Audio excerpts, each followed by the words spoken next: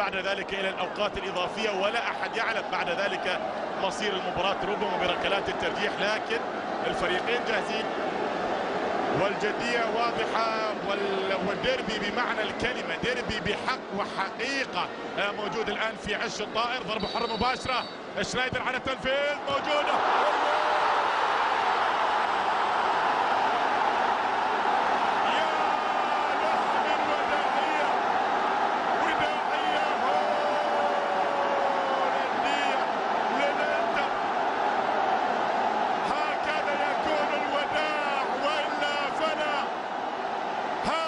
يكون الوداع وإلا فلا.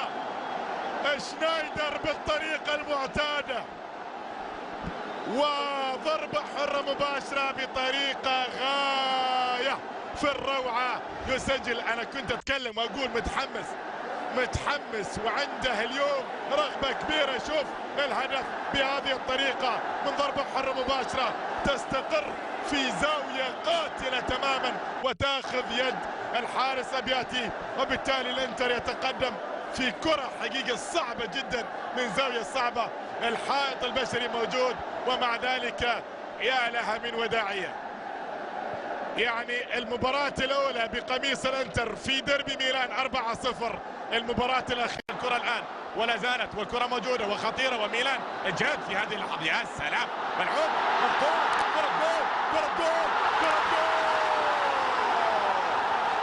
هي كرة جول من البداية، كرة جول لما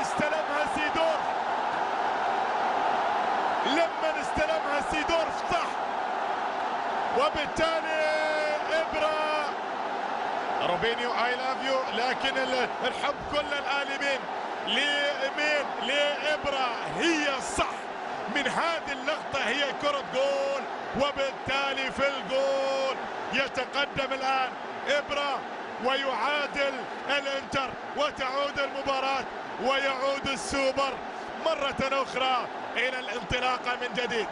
إصرار واضح من روبينيو للأمام إلى سيدورف. يا له من استقبال، يا له من استقبال، ويا لها من نهاية على الراس. عاد ما يصدق إبرة في هذه الأماكن، وكرات مقشد الكرة البينية داخل منطقة الجزاء بطريقة فنية رائعة للغاية. هذه المحاولة موجودة. الله الله الله الله على ميلان. شوط ثاني، شكل ثاني. ميلان في الشوط الثاني شكل ثاني، وميلان يتعادل أولا وبعد ذلك يتقدم. باتو كلمة السر، دخول في الموعد وفي المكان. لاحظ باتو بهذه التسديدة تاخذ يد جوليو سيزر وتعود، والمتابعة من الغاني بواتينج. بالتالي ميلان يتقدم. باتو بداها وبواتينج أكملها وأنهاها، وبالتالي الأمور الآن وين كان ميلان؟ وين أصبح ميلان؟ ميلان كان خسران، وميلان الآن متقدم وفايز. يا لها من تحولات. شايف هو